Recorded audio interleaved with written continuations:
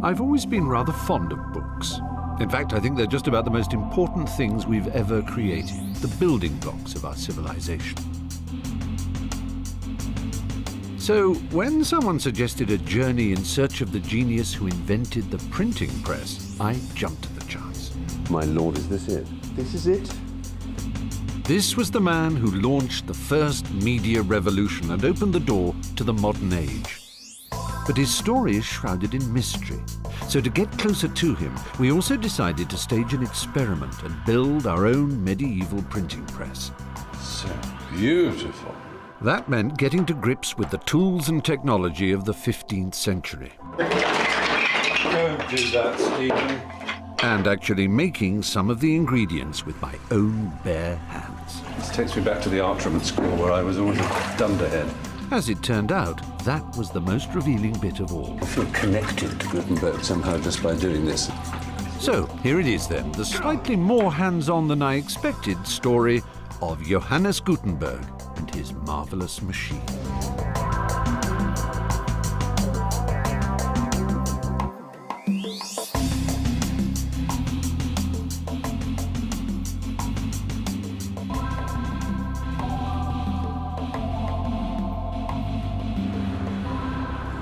Well, if you're anything like as old as me, you may well remember this, the John Bull printing outfit, made in England. This was where I got my first experience of how printing works, really. And simple as it is, these little rubber bits here tell you all you need to know about printing with movable type. You've got ink. Ooh, there it is. Oh, I'm going to get my fingers dirty already. There are lots of different letters, and you can rearrange them in any way you want onto one of these, which I think is called a form. And then when you print out, it's exactly the same every time. You can have hundreds, thousands, millions of pages that are identical. And there we are. Of course, the point about it being movable type is that I can move these letters into any order, make another word, not unlike Scrabble. So I'm going to mess around. What am I going to get? There we are. So how is it took mankind so long to bring together these simple elements into one machine that could make books? The breakthrough was made by a man called Johannes Gutenberg more than 500 years ago. His printing machine was the most revolutionary advance in technology since the invention of the wheel. And we're still living with its consequences today, as you can see here in the basement of the British Library, where they hold a copy of every book published in English. You know, there are 14 miles of shelves here. There are another 8 miles added every year as 3 million new books come on stream in British. And above me, all the readers demanding their books have little idea that there's this labyrinth of shelves here. It was the invention of the printing press which started all this, making mass production of books possible for the first time in history. Within a few years, there were millions of them in circulation. And as they traveled, they carried their precious cargo of new ideas or theories, philosophy or propaganda to every part of Europe and beyond, sowing the seeds for that great cultural blossoming we call the Renaissance. The fruit of Gutenberg's work can be seen all around us, but it's more important than that. For everything that our culture and our civilization depends on starts with Gutenberg's invention. And this was his calling card, one of the first and finest books created using his new machine. To the modern eye, the Gutenberg Bible opens a window onto a vanished world of monks and monasteries. But when it first appeared in the 1450s, it was viewed not as a reminder of the past, but as a signpost to the future, glittering proof that a new information age was dawning in Europe, fueled by the power of the printed word. I want to find out how and why Gutenberg invented his machine. To answer the how question, I'm planning a unique experiment.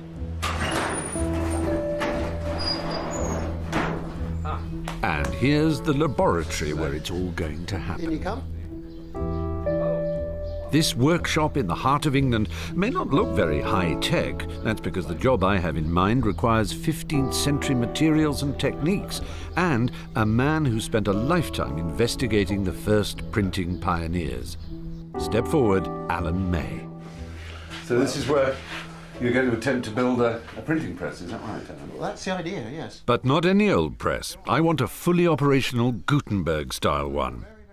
There aren't any surviving machines from this early period, and no one's ever discovered an illustration of what they looked like. So Alan has his work cut out.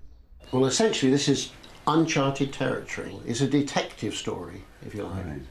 The earliest illustration of a printing press is the Danse Macabre, 1499. That's about 50 years after Gutenberg started his printing, isn't it? So, and things evolved pretty quickly once. That's right. I think that this early period was actually quite revolutionary. There were things changing all the time. It took off rather like the internet has now. You know, it really went whoop. Yes. Alan reckons that Gutenberg's press did share some family traits with later machines.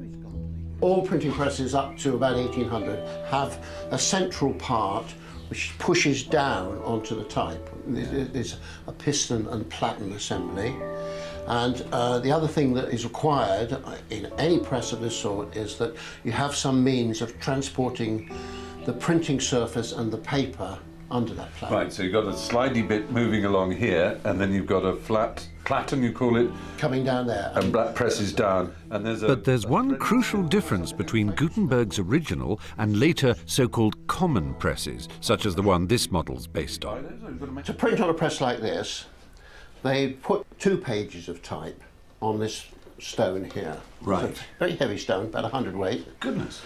And then the process of printing was a double process. You wound in for the first page, to just there, and operated the lever, which made the platen go down. You then release it partly, and wind it into the next page and print again.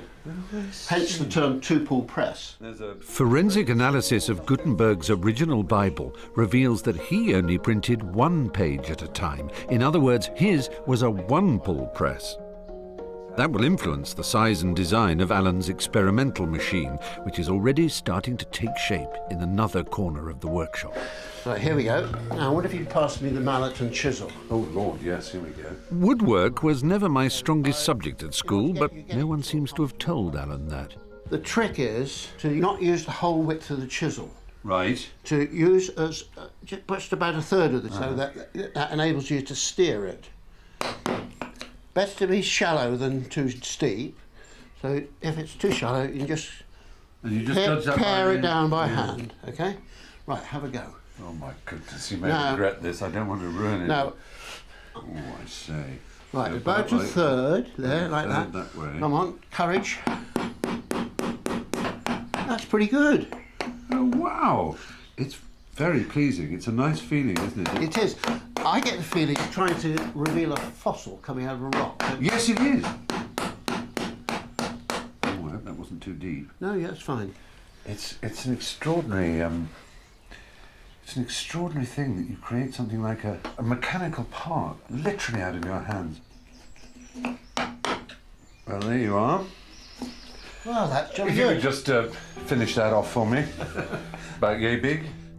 When Alan's finished the press, I want to print a replica page of the original Gutenberg Bible. That means I'll also need to track down some other ingredients, including movable type and 15th century paper. But first, I have a journey to make. I'll be travelling through the Silicon Valley of medieval Europe to explore the places where Gutenberg and his team developed the machine which shaped the modern world. My first port of call is Mainz, on the banks of the Rhine in western Germany. This was Gutenberg's birthplace and the city where he spent his childhood. But despite first appearances, only a few traces of the medieval city that Gutenberg grew up in still survive.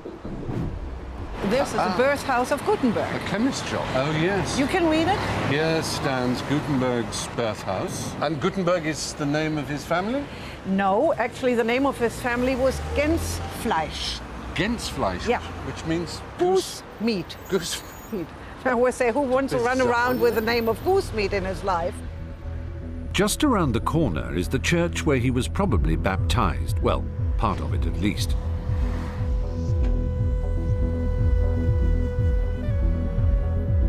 Mainz was heavily bombed in the Second World War, so the medieval remains of St. Christopher's are now bolstered by some post-war concrete. So it's been left like this deliberately as a memorial. Yeah. Yeah. Think of a printer, you think of fonts, and this must be a 7,000-point font. But it's terrific to see. Oh, and there's a plaque to him. Well, it tells Johannes Gutenberg. Yeah, now something I wanted to talk to you about, actually. Mainz, the city of Mainz proclaimed in the year 2000 that it was his 600th anniversary, so they think he was born in 1400. Well, that was decided on publicly, actually 1900, when they made already the same fuss about this centennial at this time, and then they decided Gutenberg was born 1400. But the exact date is somewhere between 1397 and 1404. Well, I have to say I slightly agree with the city of Mainz. I think 1400 is a good year to describe his birth, not because it's a round number, but because it's actually the year that Geoffrey Chaucer died in England. Oh. So it was the end of one age, if you like, the age of the medieval writer, and the beginning of a new age, the early Renaissance. There's very little evidence about Gutenberg's early years in Mainz. We know his mother owned some land and that his father was a merchant whose work brought him into contact with the city's goldsmiths, expert metalworkers with skills which Gutenberg would later find very useful. And it's likely that he studied at university, so he'd have come into contact with books, unlike most of his contemporaries. But that's about as far as it goes. It's like catching the occasional glimpse of a figure in a crowd, only to watch him melt away a few moments later. And even when you finally come face to face with the great man, you can't be sure you're looking at the real Mr. Gutenberg. So whether or not Gutenberg had three hands, like this one here, whether or not he looked like David Tennant as Doctor Who, or whether or not he had a beard shaped like a fish stuck to his face, one thing's certain, we don't actually know what Johannes Gutenberg looked like at all. And that gives us great scope. Perhaps he looked like you. Or me. Unlikely. He would have been burnt if he looked like me. No one knows exactly when the elusive Gutenberg first dreamed of building his printing machine. But this was a revolutionary idea in the handmade world of the 15th century. We're so used to living with printed matter every day of our lives, from the cereal packet in the morning to the book at bedtime, that it might perhaps be rather hard to imagine what the world was like before printing. So we have to come somewhere like here, this monastery, Kloster Eberbach, in a village just a few miles from Mainz, where Gutenberg grew up. And this is where not the printed word, but the written word was king.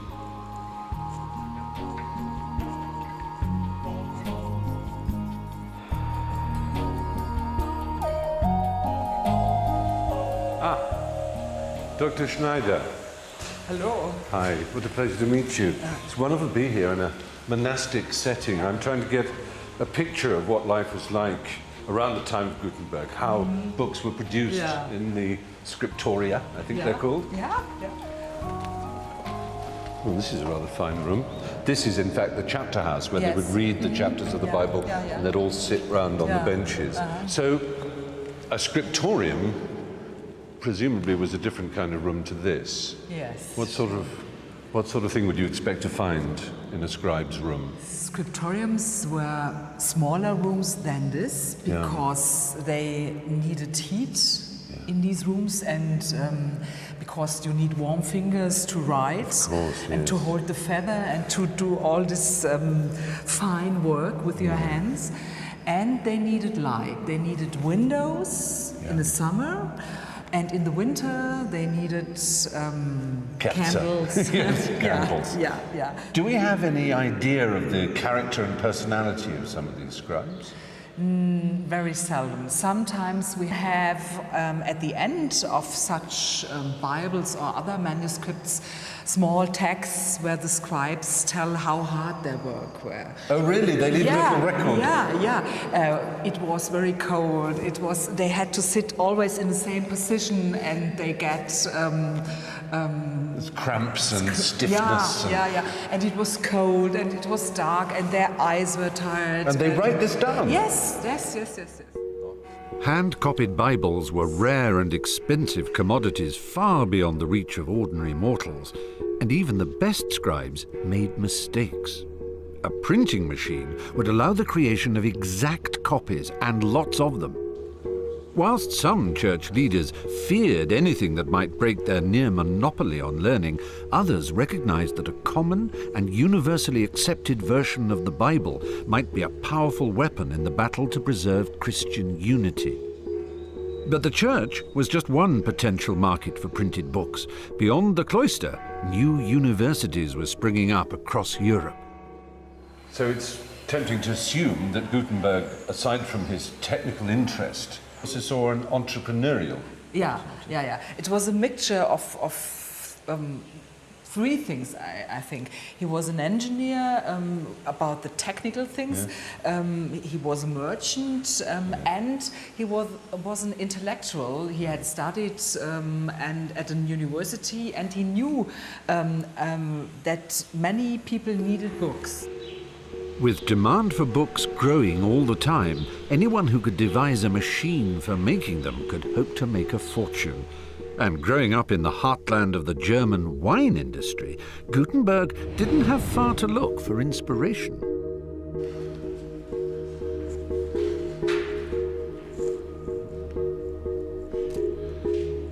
These are rather noble structures, and I think if poor old Alan back in England is trying to build a press, he's going to find it rather useful to see what these originals were like. These contraptions are wine presses. Alan May thinks that Gutenberg's press evolved from machines like these. Oh, that's very artistic. Very good. Yes, for Gutenberg, these must have been a very common sight. He grew up in an area, one of the biggest wine-growing areas of the world. I wonder if there was an actual moment, though, when he was sitting next to one of these or watching some grapes being pressed and saw the spindle sending the thing down and thought, that's what I need. Just this, big frame with a spindle. Presses like these may have started Gutenberg's creative juices running, but to turn such a basic piece of engineering into a precision machine would be a tall order. And that was only part of the challenge he faced.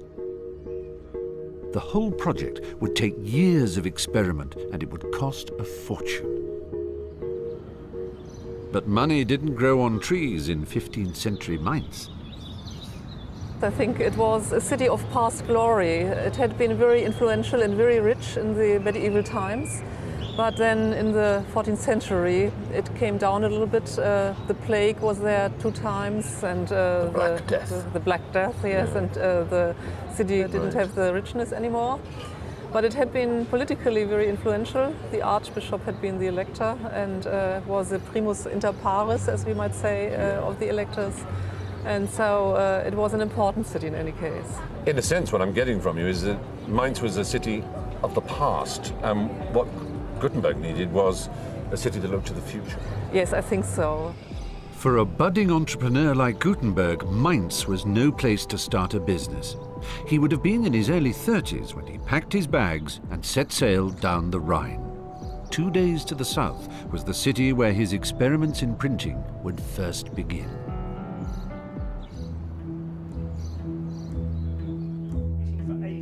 At Alan May's workshop in England, our own printing experiments already in full swing. Alan's invited his fellow printing expert, Martin Andrews, along to show him work in progress. I'm pleased to see that my holiday snaps turned up. Alan's also finished carving this hefty wooden thread, which generates the pressure needed to print. But the thread needs a counter thread to guide it on its downward journey, and it has to be cut by hand into the head of the press. Sounds tricky to me, but Alan has a plan. It's an amazing contraption, Alan. I mean, the idea came from a guy called Hero of Alexander in something like AD 64. This ingenious device uses these wooden pegs to guide the thread on its journey. Meanwhile, a set of cutters at the other end carve the counter thread through this solid wooden block. I'm careful to tap this not on the sharp edge. So you're in fact using the real thread itself to cut its equivalent part. That's it, that's the elegant part of it. Actually, it's pushed loads and loads of sawdust ahead of it, look. It's cutting something, but there's only one way to find out if the thread and the counter thread are a perfect match. Ah, that changes the whole perspective, doesn't it? As soon as you take that out, one can see how it's all working. Oh my goodness, there she goes. Excellent. Well, I think that's a pretty good job, isn't it? I do. And I've never seen anything quite like it. So, I mean, I'm convinced. I think it works. I'm convinced too, but there's clearly a bit more to do. I'm following the Gutenberg Trail down the Rhine from Mainz to Strasbourg. When Gutenberg arrived here in the early 1430s, this was a bustling city with trading links across Europe and beyond. That made it a far more promising business base than the bankrupt city of his birth. And towering above the commercial centre was the great cathedral itself.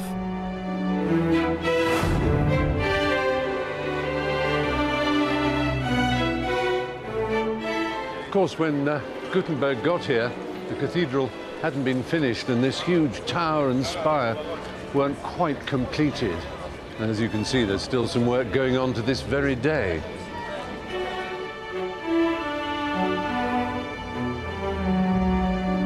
It's worth thinking about the fact that at this time, the only investments that human beings ever seemed to make were really in their future, in other words, in the afterlife. By participating in the building of these enormous structures, they were assuring their place in heaven. But around about the time of Gutenberg, we started to see the rise of a merchant class who really believed in investing in the idea of their future on Earth.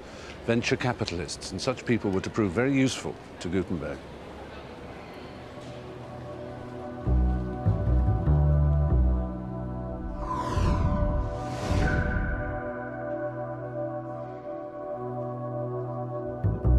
The cathedral was more than the spiritual heart of the city. It also became a focal point for its dealmakers and moneymen, prototype capitalists with the cash Gutenberg needed to fund his work.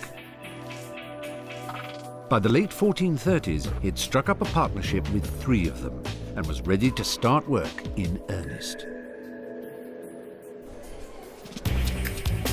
And if he ever wanted to remind himself that his big idea was a good one, he only had to take a stroll through the streets nearby.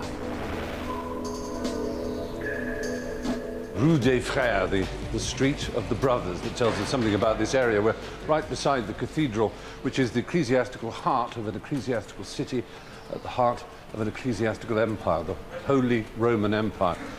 Perhaps worth thinking of it in terms of something like the City of London, in other words, the centre of the entire system that runs the world at the moment. For us, it's finance. For them, it was the church. It was the church that generated all the paperwork, all the legal documentation, all the printed services, everything, in fact, that Gutenberg might have spotted needed reproduction, needed a new technology.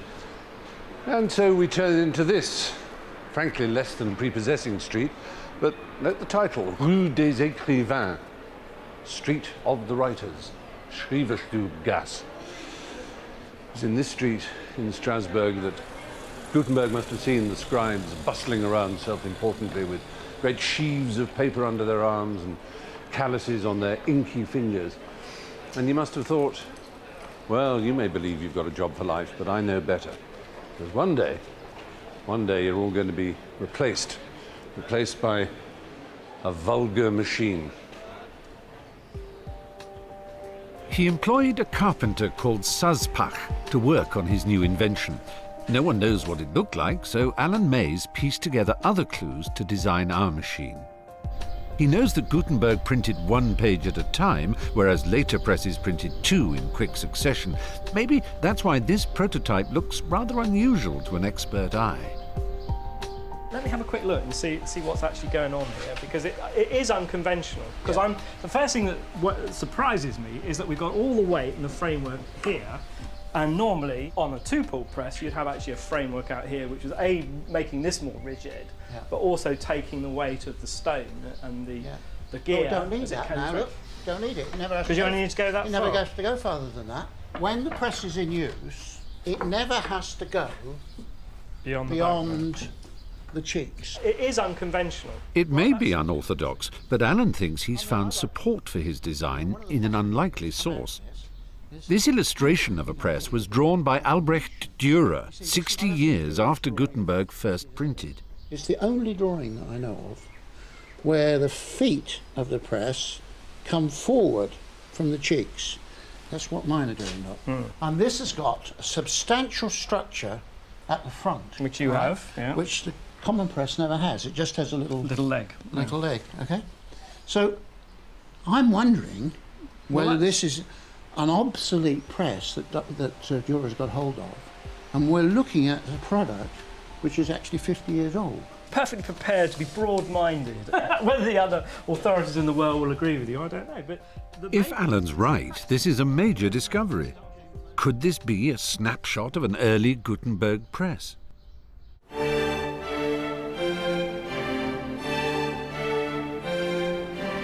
Gutenberg's team was growing. Besides the carpenter Zaspach, he'd recruited other craftsmen from the Strasbourg guilds and set them to work at his new premises. Not in the city itself, but in a hamlet downstream, far away from the prying eyes of potential competitors. Why the secrecy? Why was it necessary? There were a number of people working in this area trying to solve this problem. If only they could come up with a printed word for the church, they would have their fortunes made. So he had to keep it as a secret, otherwise everybody else would be doing it. Yeah. Whilst they worked in secret on the printing press, they needed a second revenue stream to keep the wolf from the door. Lo and behold, fate brought to Gutenberg a brilliant idea. This was the creation of mirrors for pilgrims coming to the pilgrimage at Aachen. Why was Aachen important? Aachen was important because there was a cathedral there, and in the cathedral were relics directly descending from Christ, supposedly. And they were on display every 4 years, and pilgrims would come from all over Europe to see the relics and receive the rays of healing that emanated from them. And eventually there were so many pilgrims that they couldn't all get close to the relics. So the idea came into existence that there should be some way of capturing these rays. And the rays were captured by a concave metal mirror, which would be held up so that it was some sort of a satellite dish capturing radiation. Local makers could not keep up with the demand. Gutenberg's idea was that if he could mix his metal right, he could use the presses that were in development to print out mirrors which could be sold to the pilgrims at Aachen. It looked like a surefire winner, but in 15th century Europe there was one thing which could usually be relied on to scupper the best-laid business plan. Black Death strikes again, and the pilgrimage is put off. Right, they would postpone a pilgrimage. Yes. For the plague. Could not, I mean, it would be a real disaster if you had 100,000 people all gathered together and you got a plague. So that means that all the investors who've been hoping for the money to come to them that year were going to have to... Yes, one of the partners died. The partnership began to collapse, leaving Gutenberg not exactly in the lurch, but struggling. This setback would have deterred a lesser man, but by now Gutenberg must have been completely possessed by his plan, so the work continued. So, Gutenberg Island. And there's a statue of him with the fish on his face again. No one knows exactly where his workshop was, but it must have been somewhere near here. He had chosen a secluded base to protect himself from the threat of industrial espionage. But there was another reason for being close to the water, because Gutenberg was playing with fire.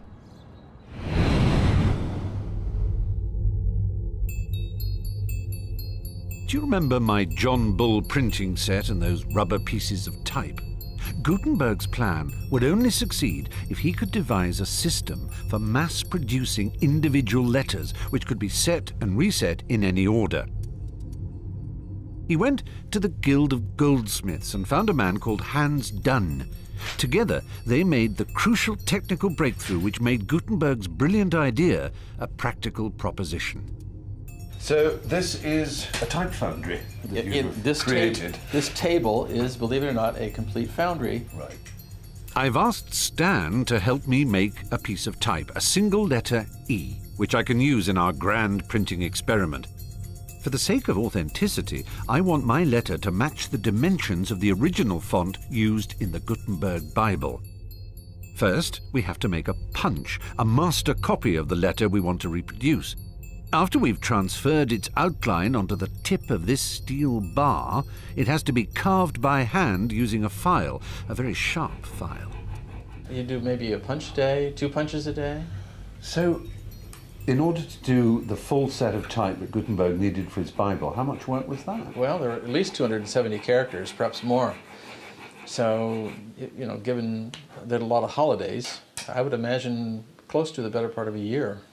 A year. So if you were one of those people that invested in this new technology, you'd be getting rather impatient. You'd be saying, now, Mr. Gutenberg, do you really need 8 different E's? Yeah. And the reason he needed different ones was obviously because it was a very elegant and harmonious look he was after. He wanted absolutely top quality. So he wanted some that were slightly wider, some that were slightly narrower, so that he could always have justified lines. Correct. Without trailing white space and sort of ugly, you know, bad compositing things. This is a smoke proof, a way of checking that our punch is an accurate copy of the letter we want to replicate. It looks spot on. Now, how clever is that?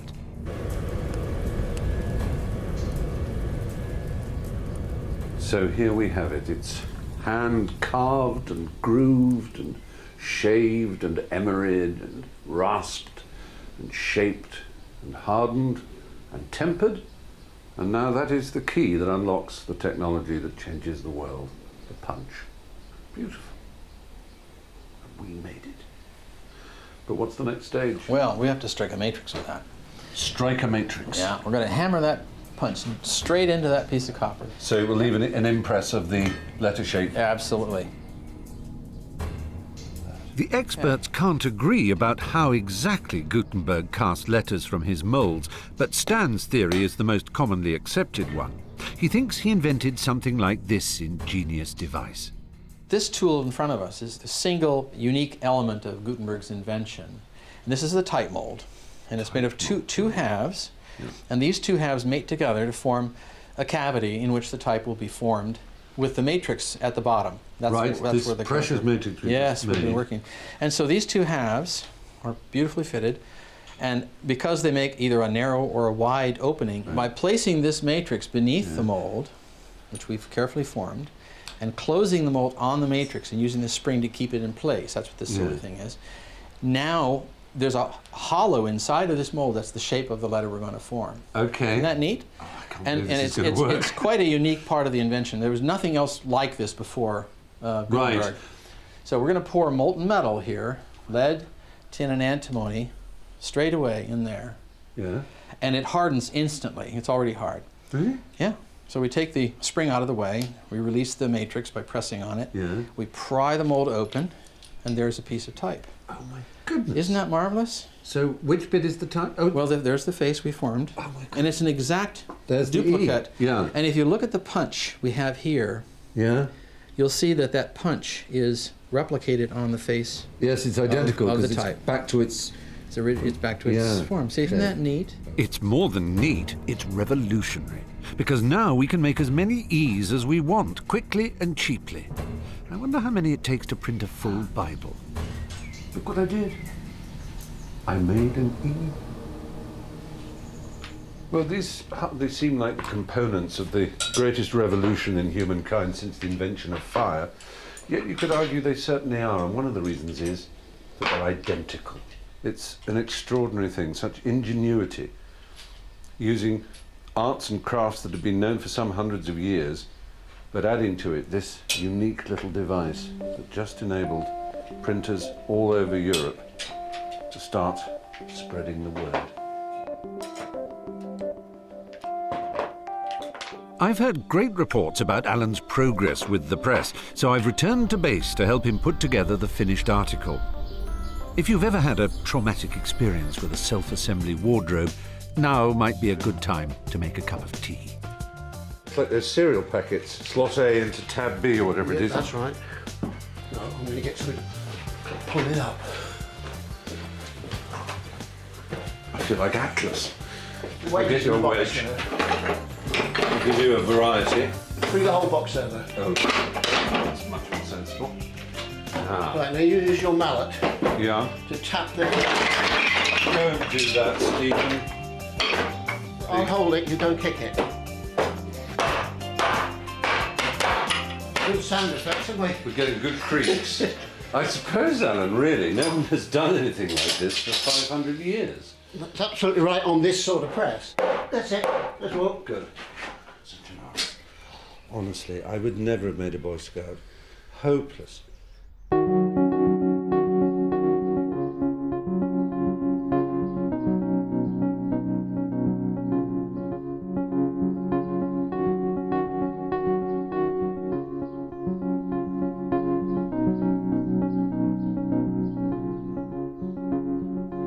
You see, what I love about this is that on the one hand it's desperately simple, and on the other hand there are all these little cunning things that I would never have thought of in 100 years. And I love when Alan showed me that he was doing this double thread.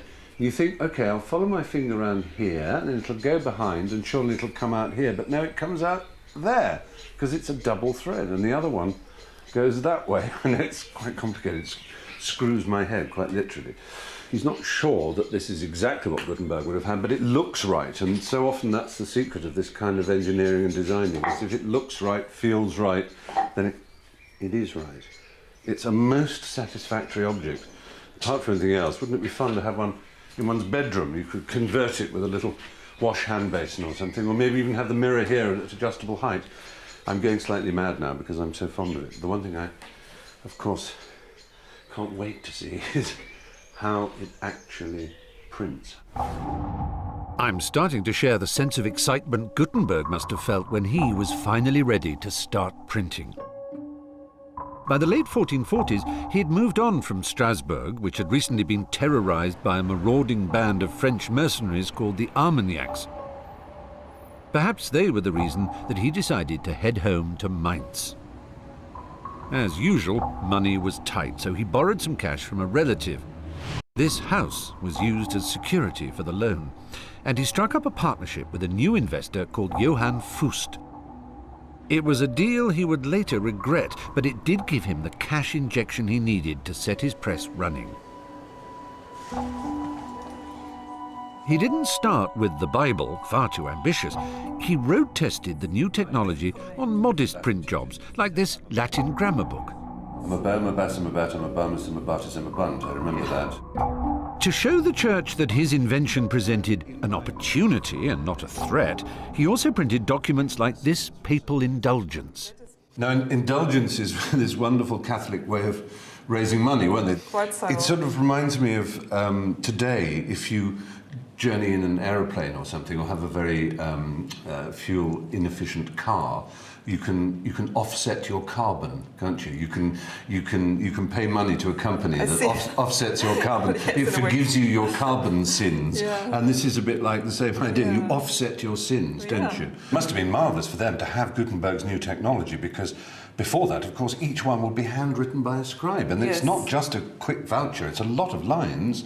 So it was a very good way of Gutenberg showing off his new technology. Yes. I think it shows also that the church really was very interested in printing, that they did not consider it a black art, as it is said in German. They were interested because they saw all those advantages it brought to them.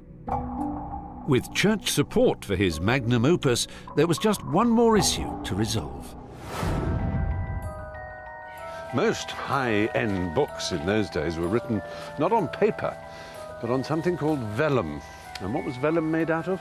It was made out of those little fellows, those pretty brown, round-eyed calves.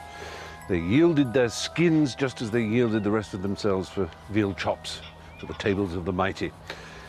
Gutenberg, who was determined that his Bible was to be nothing if not the highest possible quality, thought that he would print every Bible on the finest vellum.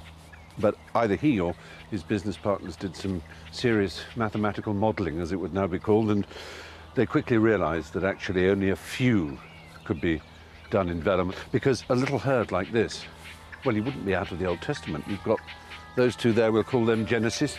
We'll call that fellow there Exodus. You've got Deuteronomy over there, Leviticus. It would take 140 calves to provide enough vellum for just a single copy of the Bible. For a print run of 180, which is what he planned, Gutenberg would have needed a staggering 25,000 of the poor creatures. That's an awful lot of veal chops in anyone's book. There are, therefore, a few Gutenberg Bibles extant in the world which are printed on vellum, but most are printed on paper. Without a system for mass-producing paper, Gutenberg's invention would have been dead in the water. But although the Chinese had first invented the stuff 1,200 years earlier, it was still a new commodity in the West. This mill at Basel in Switzerland was set up at almost exactly the same time as Gutenberg was working on his machine, and they still make paper here the old-fashioned way, not from wood pulp, but from cloth rags. That's rather satisfying. First, the rags are mashed to a fine pulp. A water wheel provides the power to drive these hefty hammers. Once it's reached the right consistency, the pulp is transferred to a huge vat, which is where the fun really starts. This is going to be our paper. It seems extraordinary that these are the bits of cut-up linen that have been pounded away and they've turned into this pulp. Okay, so I better keep stirring, yes? Mm-hmm. Yes. All right. Oh, extraordinary. And that what you feel is the heating. The water is a little bit warm. Ah, because it's organic matter and it's breaking down. No, because it's a little bit easier to working with warm water, and the warm water goes quicker down from the the sieve. Sieve. So this is what now happens, okay? Yes. Let's do it. Let's make paper. We go in like this, turn it, and come up, shake it a little bit, so the water goes down, and the fiber rests. See? Goodness me. And so we are ready for the next. Would it be all right if I could make some paper? Yes, Do you want to show? You'll have to take over my job. And now, shall we swap places? Yes. This is very exciting. Okay, yeah, I better do that, wouldn't I? Right. Oh, goodness me. A horrible feeling. This takes me back to the art room at school where I was always a dunderhead. Right, so just... The other side, the other side. Oh! Oops. This way? No. Like this. Oh, I see, like so you mean. Yeah. But first of all, I've already... I'll show you, sorry. Yeah, but there's some on already. Should we get rid of that? Doesn't that's all matter. right. Doesn't matter. Okay, ready to scoop? Down, turning, come up. And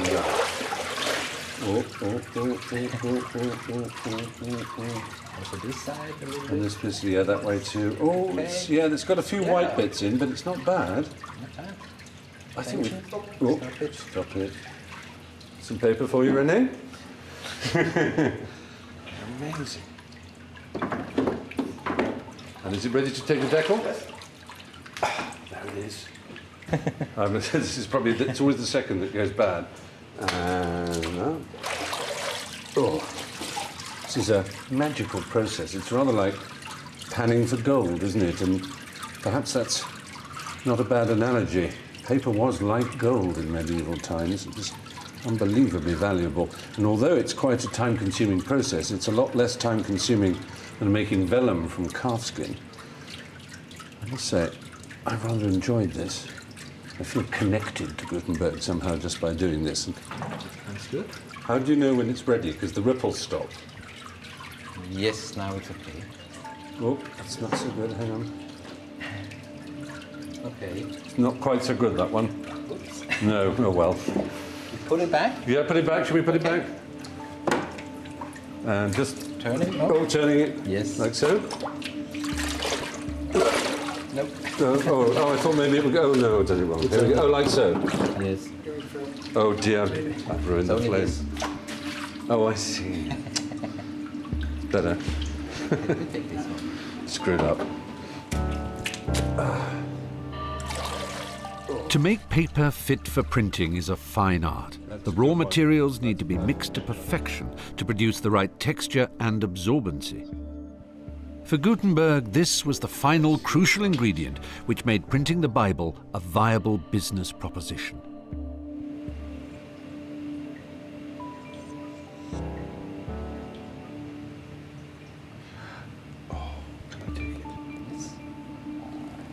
So beautiful.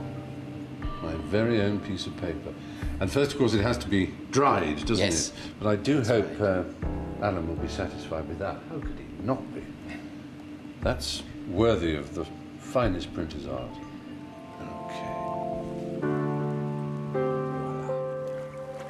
The great day's arrived. It's been 5 months since Alan first got together his plans and designed his printing press. It's now built. Paper's been made in Basel. I've cast the type personally. Nothing can stop us from printing a page of Gutenberg text. This must be how the great man felt himself. Before we start printing, I have a little confession to make. It took Stan and me the best part of a day to make just one individual letter E. To produce all the type needed to print a full Bible probably took Gutenberg's team around a year. And frankly, I don't have his time or his patience. So I've cheated.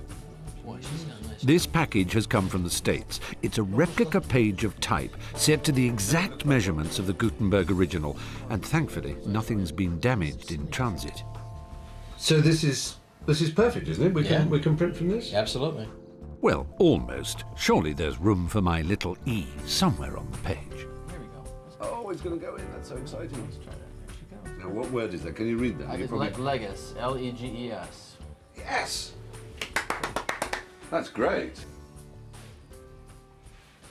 You know, I have to confess I had my doubts about whether or not Alan would be able to bring off the construction of a printing press in the time we'd given him, and whether, in fact, there was enough known about printing then to be able to produce something that could actually work and come up with a reasonable facsimile of something that Gutenberg could have done. I have to say all my doubts have been cast aside by the brilliance of the work he's done, and all three of the experts are through there giggling like children at the excitement of what they've all created together. I'm going to see now some real printing can happen.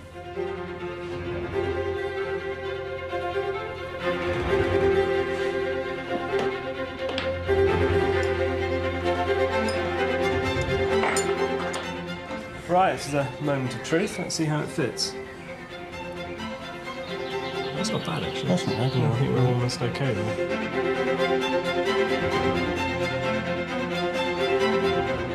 Okay, right, here we go. This is the moment of truth. Oh my goodness. Wait for the creak.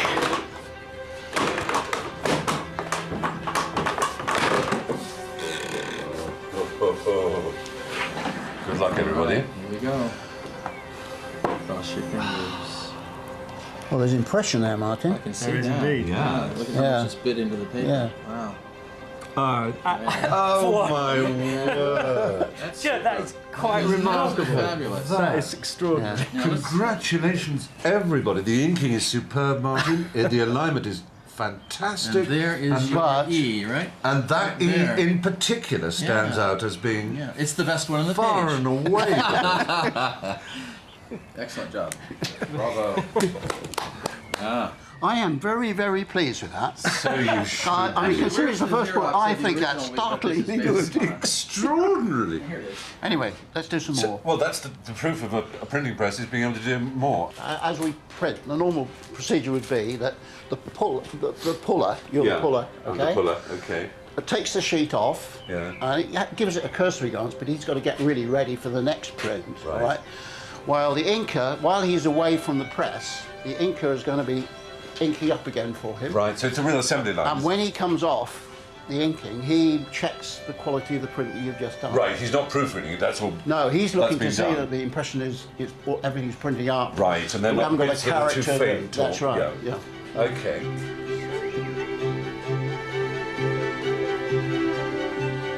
Done with my frisket. Yes. Timpan now? Timpan, that's it. Hips it's dead. Now we all hold on to the press now. Right. And That's him.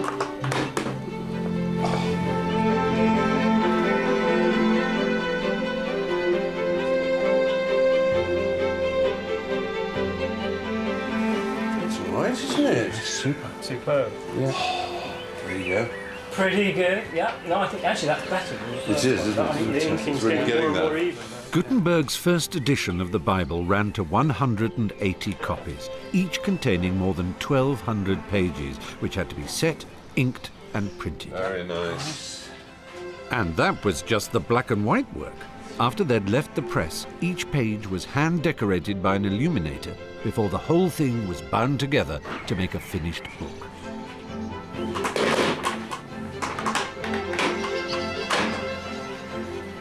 This is the miracle. They're identical. Each one of these wonderful pages. And that had never been seen before in the history of the world.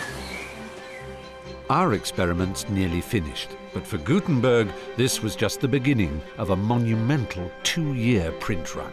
But what a beginning it was. The first copies of Gutenberg's Bible were displayed at the Frankfurt Trade Fair in 1454, and they caused a sensation. Today, fewer than 50 of those original books are still in existence. One of the finest is held here at Göttingen in Germany. You know what? I'm genuinely tingling with excitement about coming close to a Gutenberg Bible, having only seen one through glass and having examined so much about its means of production, and having discovered just how important it was and what a symbol it is of everything the modern age stands for. The idea of actually touching one, albeit through cotton gloves, is giving me goose flesh. I cannot believe this. You know, I've looked at them through glass and I've read about them, and to be so close is an extraordinary feeling. You want to have a look? Please. This is actually it a smells. remark by Jakob Grimm. Of the famous Brothers Grimm? Yeah, when he was a librarian in Göttingen, it says, eine Gutenbergische Bibel, a Gutenberg Bible. And it says, von höchster Seltenheit, of the highest rarity. Yes. Yeah. Thank you. And this is the first page of the first volume. Do you know what's interesting is that although the illumination and decoration and the, you call that the rubrication, don't we? Right. The red letters, literally. Although they're very beautiful, it is the typeface that really draws the eye, isn't it? Yes, I mean, people have said that it's, even at the start of this new technology, that it is also an example of perfection. In a sense. And the general view is that it's so much more beautiful than it need to have been, as it were. That is very true, yes. It's simply, he was clearly a very driven perfectionist. Yes. He uses what the scribes in the monasteries also used. He used abbreviations. That was the only way to create this right margin as clean as it is.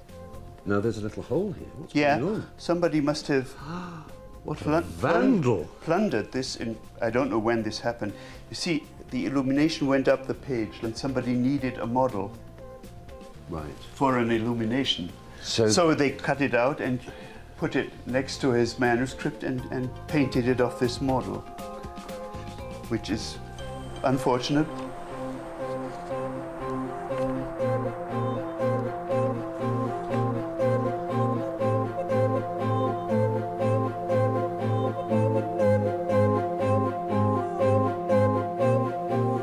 Naturally, I feel very privileged to be able to leaf through this unbelievably rare and important object, a Gutenberg Bible, in my hands. I'm wearing white gloves, I'm terrified of breathing water vapor on it, and yet, you know, the odd thing is that it doesn't feel like something that is going to be crumbling to dust if I turn the pages too fast. It feels very solid and robust, and after all, it was made to be used more than once a day. I mean, if it was bought by a monastery, I guess it would have been used for all the offices of the day. And it was a solid object. A Bible was a thing that people expected to turn to all the time. And it isn't a fragile little thing like an ornament. It's a useful object. And the extraordinary thing about this is that although there were only 100 or so of these made, only 12 of these in existence on vellum, you know that aside from the illuminations, every page is the same. And that was really the most remarkable breakthrough, wasn't it? That somebody in a monastery in Germany, somebody in a palace in Florence, somebody in a private house in Amsterdam could turn to the same page number, the same word would begin at the top, end at the end. They were looking at mass production for the first time. And although they were very rich, those who could afford it, they were nothing like as rich as those who could afford ones that had been made by scribes, handwritten. I can't believe I'm here looking at it.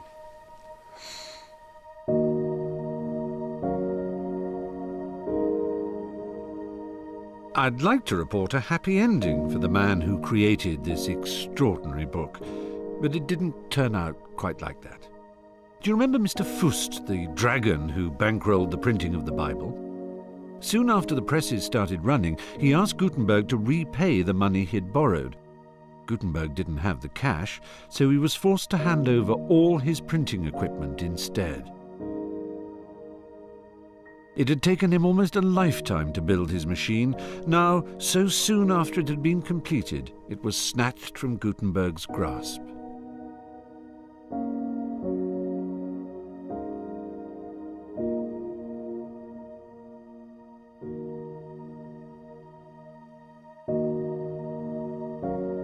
My journey ends here, in the village of Eltville, a few miles outside Mainz. Gutenberg had family roots here, and his friends helped him get back on his feet and even to set up a new printing workshop. But he never enjoyed the riches which his invention earned for his former business partner, Fust. Well, Gutenberg finally got the recognition he deserved. Up in the castle there, the Elector called him a knight and gave him a pension, and when he died, the world knew that he had founded the modern art of printing. But it's not that, really, that has brought me here. It's the thought of what went on after Gutenberg's death. The replication of printing across Europe at such a speed, an unimaginable speed for that time, from 0 books to 20 million in just 50 years. Gutenberg's technology spread across Europe like a benign virus. It gave new ideas a ticket to ride and kick-started the Renaissance. For the next 500 years, his method of printing was used to make books everywhere.